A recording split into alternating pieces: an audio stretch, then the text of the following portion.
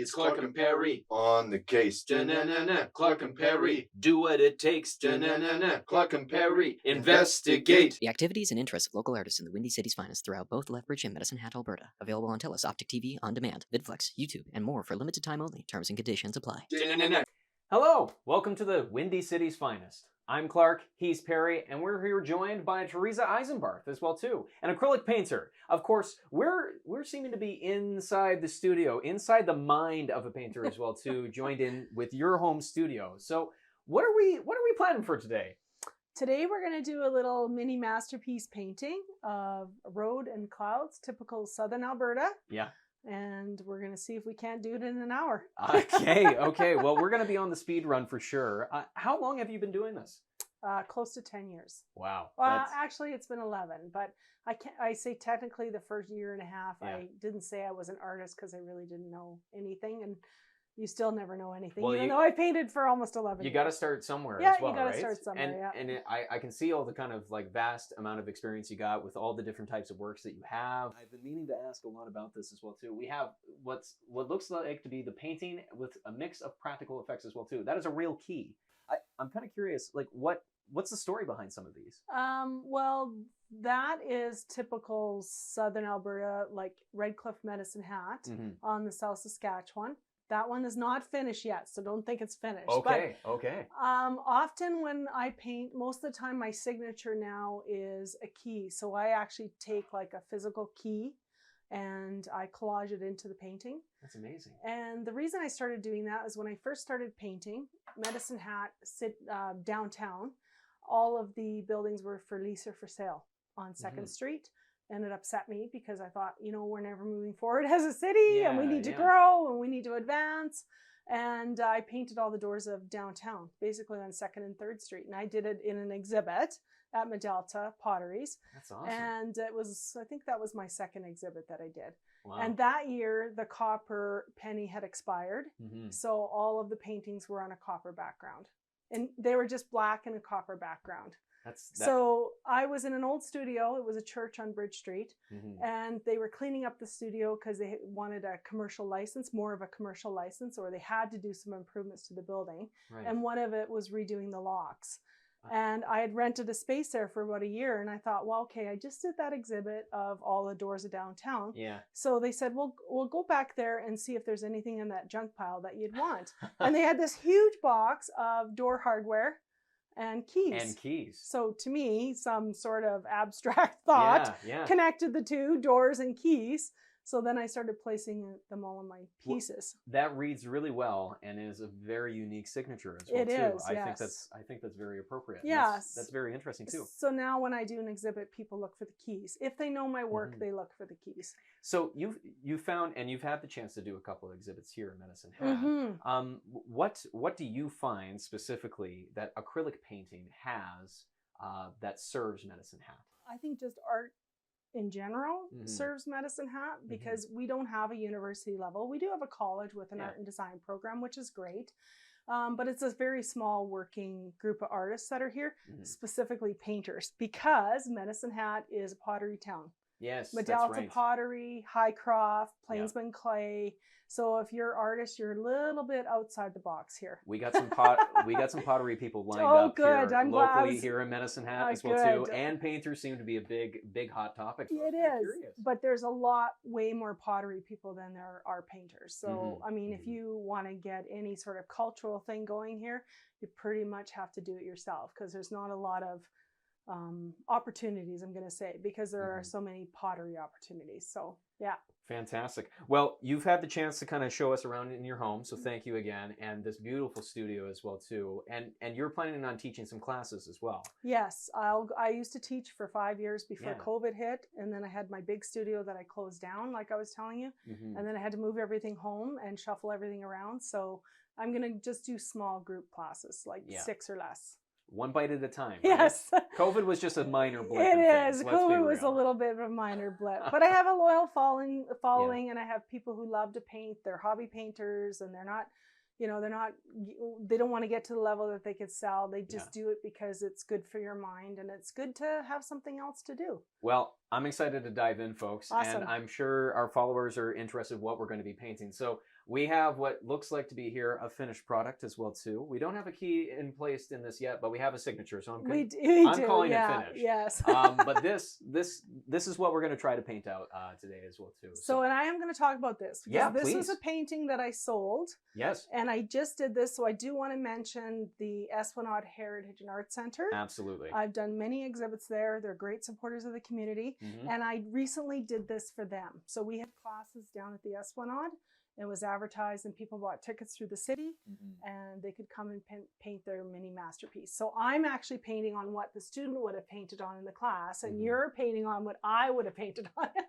I switched it around. I get spoiled. So these are really great because they wanted them to have a very nice product to take home for themselves or have a gift to give to somebody. And this actually comes with a floating frame. So that's what we did in the class. So I did a couple of classes for them.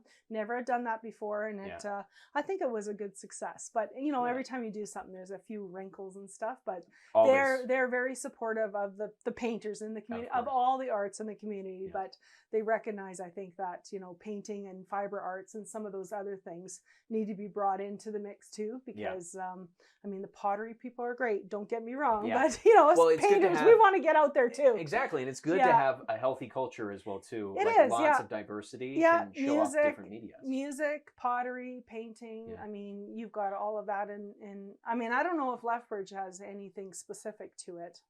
We have the Casa building, so that one kind of shows off art exhibits as well too. They have a lot of features actually kind of going on there.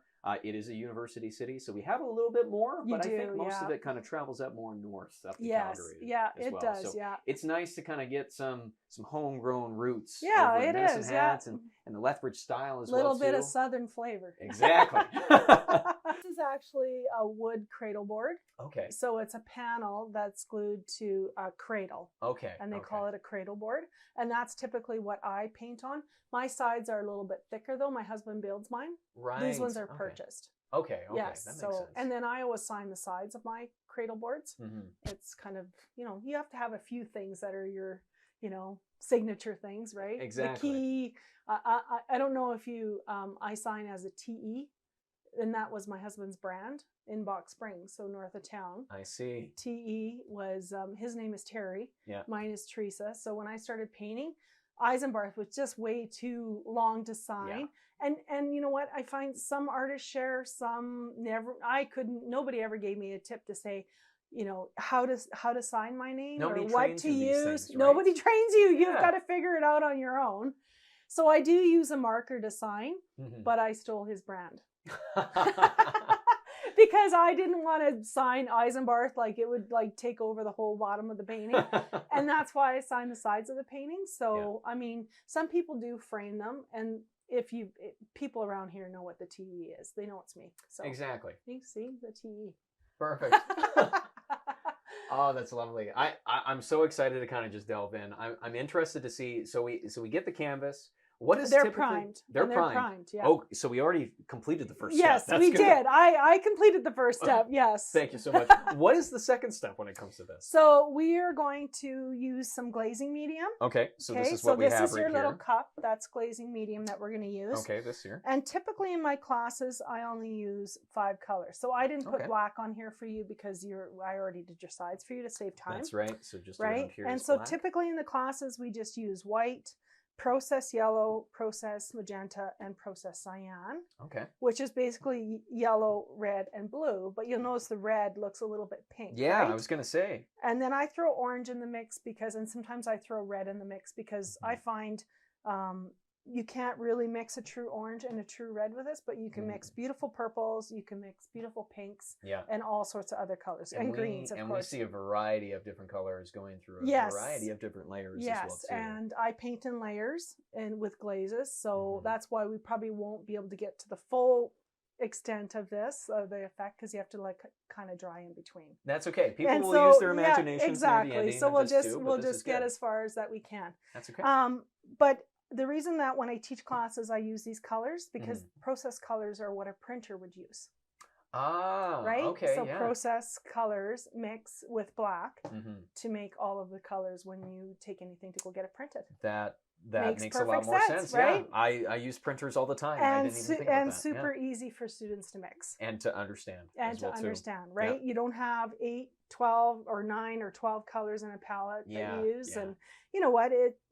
Like anything, you can get kind of crazy with your colors. So I know mixing is a big thing in painting. Like for direct painters, they really like to mix, and you have to know, okay, I'm going to take viridian green, and I'm going to take brown, and I'm going to take this. And that could be a lot of overwhelming information that can keep people barred off away from it. So this is really helpful. Yeah, this is so really I'm just starting to understand some of that stuff now, which it is very helpful, but it also gets expensive because then you're buying more product. Yeah. Right? So this, for an average Joe painter like yourself, this is great. Yeah.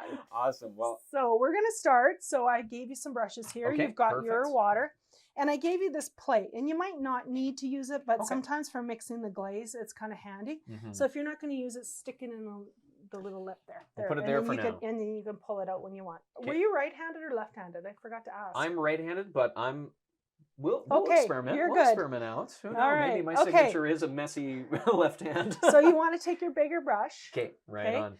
And I know I've got a little bit of instructions here. We don't really have to follow them, but we will try and follow them as much as we can. Because this is a course that you've taught time and time before, right? Well, I've only taught it at the Esplanade. We just finished it. We taught 2 classes in May and 2 in June. Wow. That's awesome. And it was really good. So it gives people or exposure to people at a lower cost so that they can at least try painting. Yeah, exactly. And again, make them understand that it's not as hard as you think. All right, dip in the yellow. Okay. Do I do water first? No, I would. No, I don't. I don't paint with a lot of water. Okay. No, I paint very dry. The last time I did this, I was told to be generous. Yes, and don't skimp on your paint. It's only going to cost you like 1 cent. So okay, be generous. Be generous. Use more paint. Now I know sometimes with painting, people think it's supposed to be a photograph, but it's not. We're not doing a photograph. It's your own expression of your innermost self. How's that? That's right. Ooh, very artistry as well too. I feel like a painter just listening. Don't you? Well, it sounds goofy, but it's a super important thing to remember because when you paint, you get natural brush strokes, and everybody has a different stroke. That really is their signature, right? The way they paint, the way they hold the brush, how they manipulate the material. So that's good. I would use more paint. See, you're already dry. More paint? You were already dry. Put a little bit more on there. So if you're never sure or not too sure, you can like scoop, brush it out like this, and then that fills your brush, just like when you're painting your wall, right? Like when you have your roller, you're going to roll it in your tray. That's right. Think of that when you're stroking this out. There you go. Perfect. Thank you. And do you want a smock? You got such a pretty shirt on. You're going to get dirty. It's got yellows and greens and everything. Yeah, you know what? I need the look of a painter. I think you do. Thank you very much. There you go. Oh, this sells the look. Yeah. Okay, perfect. We're going to just all right, be generous. Be generous. Okay. Yes. So right now, you paint in layers, and from what I'm seeing right over here, we're going to be painting over the majority of this stuff that we're putting on. Yes, right? we are. Yeah. So we're just starting. So like we're going to be adding in that road. So if you want, you can pull that yellow paint down below too. That just saves a step. When I teach, I try and do it in simple steps, like 3 steps at a time, because other people get confused. And you're always going to have people that come to the class and they want to do their own thing. And if they want to paint the whole thing yellow, great. It doesn't really matter. I don't get upset. Yeah, you do you. I don't get upset about that kind of stuff. Yeah. Okay. I'm going to fill the brush. Okay. I'm going to paint it. Yeah, just fill it in if you want. There we go. That's fine. So when you use a glazing medium in painting, what that does is it extends the paint. It adds like the brilliance of the color comes out when you use glazing. But we haven't used glaze before. Yeah. You did use it the last time? No, we haven't used glazing before. So you did direct painting. So no mediums, anything. Nope. None of that. In the acrylic world, you can either just paint or you can use a ton of mediums. There's lots of products when you go to the store. Yes. We are using heavy body paint There's soft body paint, there's super heavy body, there's... What's the difference when it comes to the look on the canvas? Well, you get all these little thick little marks with heavy body paint. Oh, okay. Right? I kind of see a you few can see just in the glare. Yeah. And I know some clients maybe don't like that, but that's part of the painting, and that happens just as you're painting. There is so much character when it comes to this wall. Well, but I still have to ask, because is it okay if I place oh, this yes, wet brush it over is. here? Oh, yeah. Because I paint very dry, sometimes I figure if I Mm-hmm. have too much stuff on my brush, I'll stroke it off. It just adds a little bit of character every painting. And my husband built this for me. Yeah. So I actually saw it. I was in a course and saw it from another lady. And I have to say I copied it from her. But I can't even remember her name. I wish I knew her name to give her credit. Yeah. But I don't. So I asked for it. He had it actually built the next day when I asked for it. And the reason is because then he built all of these little trays that stick in here. And then how do you like the beer mug holder for my brushes? Very nice. I could use a few more of those actually, but and then, you know, of course, then I had to go to IKEA and get a few other things. But you know what? It's really great. The energy that you get from standing and painting is completely different than you would get from sitting. I agree. I don't sit a lot. Yeah. And so painting is super hard on my body. And it's twisting and turning and just standing, right? Yeah. And I tend to stand, I'm right-handed, so I tend to stand on my left. So this, like knee and foot, I have to wear shoes in here. Yeah. I mean, we've got rubber mats, but you know, you have to get the gear for the sport, right? Yeah, exactly. Exactly. That's a good way of putting it. It is. So, oh, wow. So the paint seems to be very heavy. It goes It straight is. to the bottom. Yep. But then it just starts to mix in and bubble up to the top, I find. So you want to mix it in. And it doesn't look like you'll have a lot of paint to glaze. Okay. But you don't want to add too much. And I learned that the hard way, because sometimes with some colors, different colors have different, what they call pigment loads. Yeah. Like phthalo blue has a really strong pigment load. Yeah, You only need a dot of paint to be able to use that color with the glaze. And I've learned it's best to use less than to use too much, because it'll go dark and then the next day you'll come in. Yeah. Acrylics actually dry one value darker, and the glazes do too. So you almost like you get like a double effect, and then you'll come in the next day and you go, oh my God, that's way too dark. Yeah, yeah. Right? So then you have to take it back a step. What was the blue that you mentioned? Phthalo blue. Phthalo blue. That is used in a lot of different products as well. Phthalo blue is, well, the paint industry kind of follows the car industry and the trends for car colors. That makes sense. Right? Yep. So there's a couple of colors in paint, and one of them is called quinacridone gold. And I do have some. You cannot buy it anymore in paints because the car manufacturer is not painting cars for it. They're just not doing it. It's not anymore. available. Oh. So, I mean, last One year, of a kind. so you have to find another one that is substituted, or a company that is making something similar. Yeah. It's really hard when you're used to painting with certain hues and colors that you love. Yeah. And then you have to try and use something else. It's okay if you want to practice and do it, but yeah. Okay, so we're going to take this glaze. We have a beautiful glaze right now. Okay. And we're just going to paint over the whole thing. The whole thing? Yeah. Are there any mistakes in painting? There's lots of mistakes in painting. Mistakes. No happy accidents. You know what? Just mistakes. Happy accidents. There are happy mistakes. You know what? Sometimes the worst mistakes turn out to make the best painting. Honestly, yeah. And if you try and control it too much, I've gone through all of this. I've read about it for years, and I thought, well, that'll never happen to me. And you know, they say there's no rules in painting, but there actually are all these little rules in painting. And then when you learn them, I think you're better when you don't know them. How's that? Yeah. And then when you learn them, all you can think about in your mind, oh, am I doing this? What about this composition? I find that to be... Is there a leading line? Should I be using that color? Yeah. Oh, no, don't use that color. It goes on and on and on. So I've kind of gone through that with COVID. I did tons of learning and online classes and things. So you see that? I was going to say, speaking of happy accidents. Yeah, just leave it. It'll dry. It'll be part of the dirt road. So what happens in acrylics, if you have a spot that you go over too many times, it'll dry. The skin will dry on the outside. And then when you go to stroke over top of it, it's still wet underneath. Gotcha. Yeah. So do that little corner. So next we're going to draw on our road and our side roads, and we're going to use the processed cyan to do that. Processed cyan. Yeah. And processed cyan makes such a beautiful sky color. I was gonna say, like, again, I really compliment a lot of the shading that you have and the different and the layer painting. I'm very excited to get into. Yes, because it's super exciting stuff.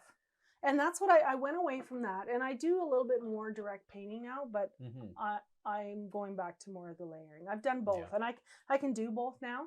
I'm understanding direct painting a little bit more. Like people who paint outside, plein air painters are direct painters. They don't do a lot of, you don't have time to glaze and do all that stuff, right? It's just a different method of painting. Yeah. But I really miss painting this way because I love the layering of the color and all of the little exciting nuances you can get when you layer the color. Yeah. And you know, you have a little ripple or you have a bump and then you layer the color and then you swipe it with a little bit of white and it's like that shows up. That, like, to me, that's just amazing. Yeah.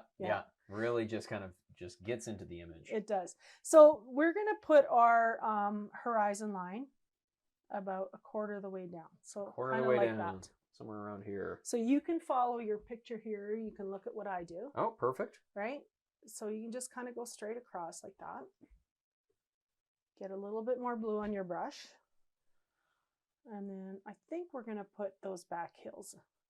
See this little back hill that we have here? Yeah, I see that. Yeah, we're going to put that in. horizon. And for you, you can do that any shape you want. If you want it like uneven, if you want a solid line in there, we're going to put that in. So is it more dotting lines? I'm seeing kind of a technique. Are you or is it more of drawing? so you want to draw. You want to draw. You want to okay. you want to draw with your brush. Oh. So you're not a dabber. That's for bingo people. Okay, Right? perfect. We're not dabbers. I'm too young for bingo Yeah, yet. you're too young for bingo. Exactly. We want to use the brush because brushes are meant For strokes. for the strokes. So your hill, you can do whatever you want. And just all across the horizon. Yeah. Oh, beautiful. Just put it all in there. Yeah, I really like. I'm going to go over with some light paints. I'll grab some more, but I need to see the shape first. That's what There I you found go. out about myself the last time we did this acrylic painting, is that I need to see the shape first, which was so interesting for me to not know what we were painting the entire Oh, time. I bet. Yeah. See, you're spoiled. I laid it all out for you. Yeah. It's like step-by-step painting. I found for my students, so they like to have this guide. And so I started these guides. They're usually 2 pages. Right. And they're like 6 images of what we're painting with minimal directions. But at least if they get lost, they have something to They look have at. something to go Yeah. back to. Yeah, Yeah. no, I find this already extremely helpful with just my understanding as well too of being very new to painting. Yeah. And so this hill could be like representative of southern Alberta because we really don't have a lot of mountains. Yeah. You could make a little mountain back here if you wanted. You could do foothills. You could do all those sorts of things. So it's pretty flexible. Okay. I'm gonna catch on up here. Excellent. Oh, I'm finding some spots where the same spot, I should say, where it's dried up. So we'll just kind of cover that. That's fine. We won't go back to We'll that throw for that some a little texture. bit. Okay, so now we have this big dramatic road in here, right? Excellent. Yeah. So we're going to start on the left side like this. Okay. And we don't want it really being dead smack in the middle. You see how this side of the line of the left road Yeah. kind of comes out. So sometimes when I'm drawing things, I use little dots like that. Right. Yeah. Just kind of like a checker pattern, just to kind of measuring, right? Yeah. Yep. Just getting. So that then shape. I can add more paint, and then once I think I've got my line the way I want it, and then I can fill that in.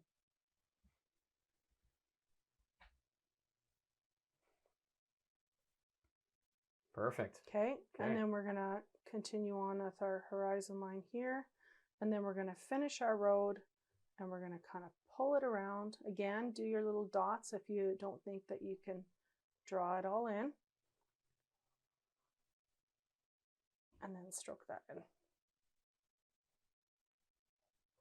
Corrective action in acrylics is opaque paint. So Really? you can use white or you can use black or any of the colors that are opaque. Because in painting, some are transparent or translucent and some are opaque colors. Right. Cadmiums Okay. are opaque. Okay. And so what you mean by correction, you mean that you just basically have to paint over the previous layer. Yes, but you'll need an opaque color. Okay. So like if you wanted to correct your road here, so it curves around a little bit more, then we would correct it, and then we would just paint out your line with white. Okay, that makes sense. That makes sense. It looks a little thin, a little slim, but that's okay. That's okay. It's okay. Their roads are one way. It's all part of it. So in this painting, I'm not sure why I had these 2 other leader roads that went off. You don't have to put those in if you don't want. Hey, let's do it. Let's do it. And then this one kind of comes like that, right? Kind of doing that. There we go. Check our spot. And then we're going to put our clouds in. We're going to start. Oh, one of my favorites. There's a couple of different ways you can do it. Now, some people found you can put your clouds in with the white first if you want, and then we could glaze the whole thing with blue. Or you can paint the negative shapes around the clouds in the blue. Wait a second. So you would not be... Whoa, so, the negative spaces. That's yes, interesting. So if I I've was never to thought of it take that way. this brush, and if I said I wanted to paint some of my clouds in, right? Yep. I'm going to start, I'm going to put a big cloud there like that. Now, because they're clouds, they're thick, right? So maybe because we're, not that we're pressed for time, but maybe you'd want to use your bigger brush, make sure it's a little bit, it doesn't have to be perfectly clean, right? Oh, that's all good. Bigger brush, and is this the way, this looks like the... So you can use that white. This is one. the heavy body. The heavy this body. Is the soft body. So this is more fluid for white. Okay. Yeah. Sweet. So you'll see the difference when we're painting. Okay. And be generous. Be so, generous. and if there's any corrections that you want to make, you can use your white to, you know, to kind of soften these yeah, lines. just to soften a few things out if you want. If you've got any messes that you want.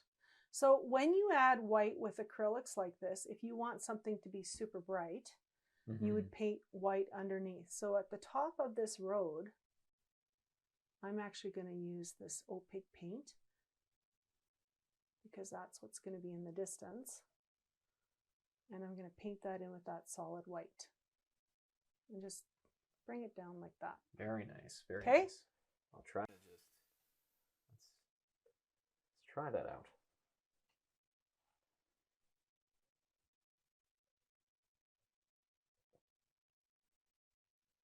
There we go. Okay. Yeah. Okay. I drew within the lines. You did within. You did it within the lines. That's for sure. Okay.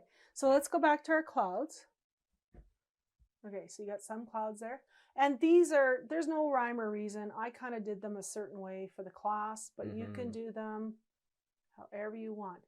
And you know, clouds are wispy, so you can move your brush the other way and kind of pull your paint, pull them off and make them, you know, think fluffy when you're painting. Yeah, yeah, fluffy.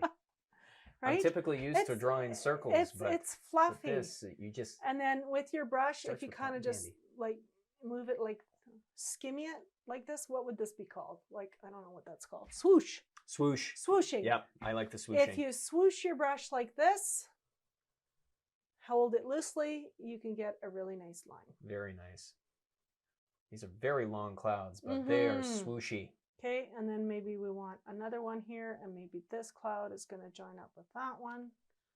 And then we're going to go at an angle. So you notice how my clouds go at an angle?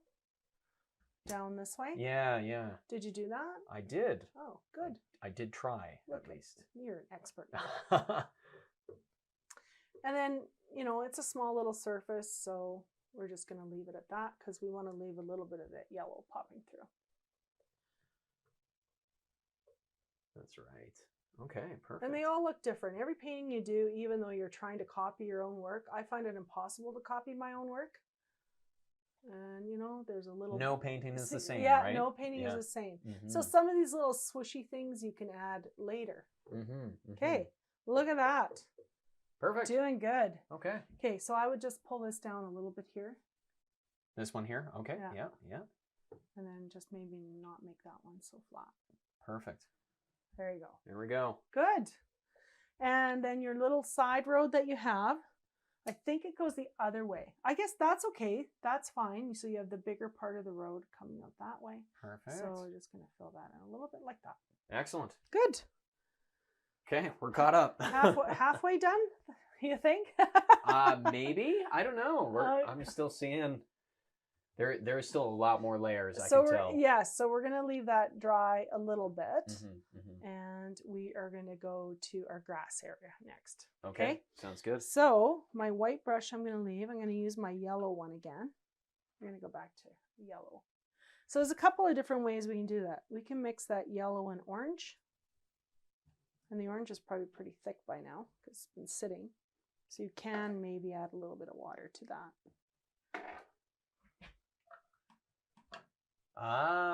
Okay. Let's see. Oh, it's the just same a little brush. touch of orange. A little touch of orange. Because if we're thinking where the sun is coming, you know, in the painting, which way is the sun?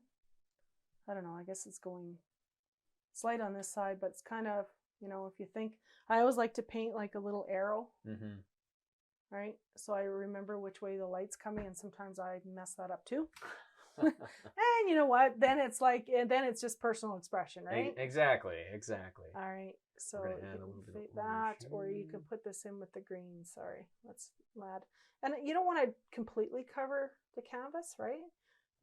Notice how I left a little bit of the background showing through. Yeah. We're gonna do a little bit of this. This orange goes really well with the yellow. What kind of line? Good. I'm feeling good. Okay. I'm feeling good so far. I got a nice patch of orange. Okay. It's gonna become grass. So you're gonna mix your cyan blue now. Cyan blue. With a little bit of white. Okay, we'll get rid of this orange.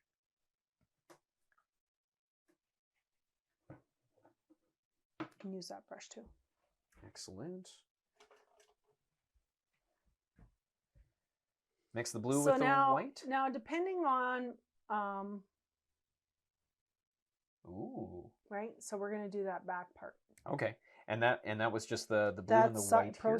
Yeah, take a little bit of white Perfect. and a little bit of blue and mix them right there. Okay, sounds good. You might need a little bit more white. Okay. More white. A little bit more blue. Okay. So we want this to be dark, like it's not going to be as light as the bottom part here, but we want it to be a little bit darker.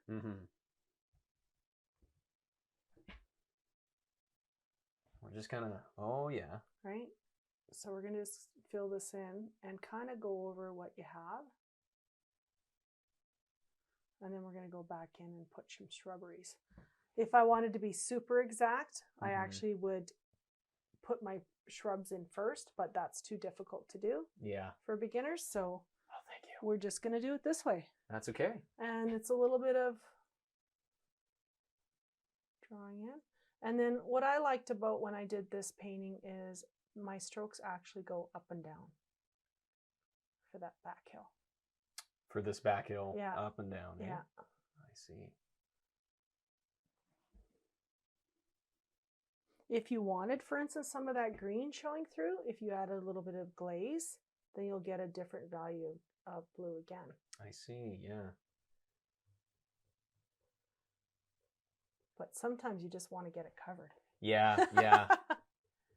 And you just kind of want to see where it takes you as well, too. Exactly, I feel yeah. this is a journey like we're depicting as well, too. These people are out on a journey. They are. They're hitting the good old dusty trail. They're hitting the open road. Exactly. In southern Alberta.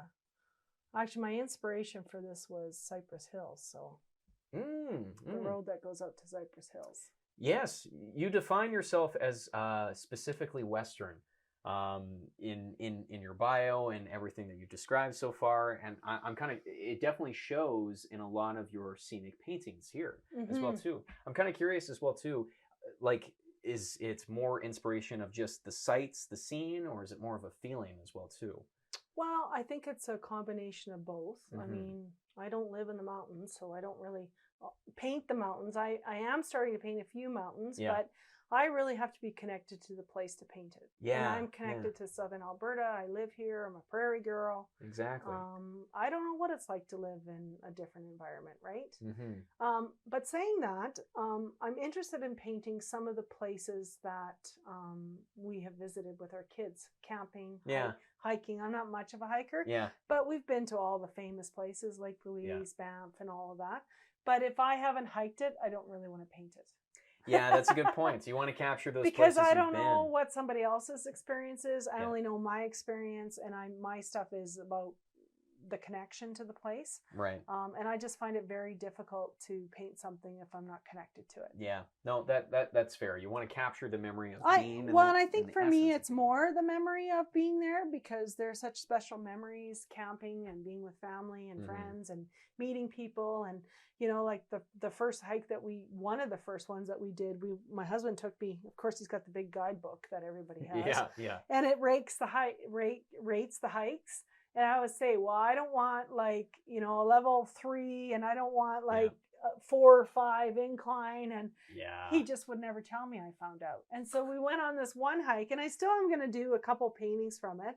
I think it was called Angel Falls. It's in Jasper. I think it's called Angel Falls. I might be wrong. But, you know, it was one of the second hikes that we went on. And, you know, my poor daughter, she was out of shape too. We'd never hiked before. And this, to me, it seemed like we were going up like this. Right. And he left us in the dust. Him and my son went off. Just bolting. We had bells. We had all the stuff going, but I've never been so scared in my whole entire life. Oh, my goodness. I thought, this is where I'm going to die. I'm going to get eaten by a bear. No. Yeah.